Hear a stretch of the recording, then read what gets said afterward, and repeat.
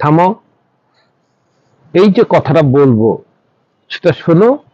যদি ভুল বলি আমাকে ব্লক করে দিও, আর যদি সঠিক বলি তাহলে একটা লাইক দিও বা কমেন্ট করে দিও।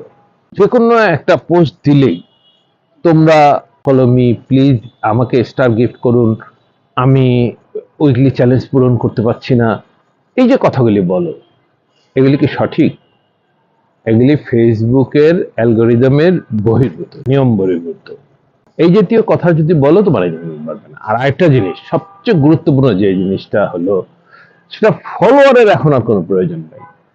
আমি দেখেছি 2000 ফলোয়ার যা আছে সে মনিটাইজেশন পেয়েছে, আবার 3 লাখ ফলোয়ার আছে সে মনিটাইজেশন পায়নি।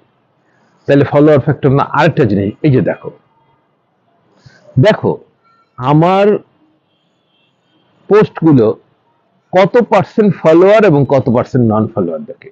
দেখো বেশিরভাগই নন ফলোয়ার।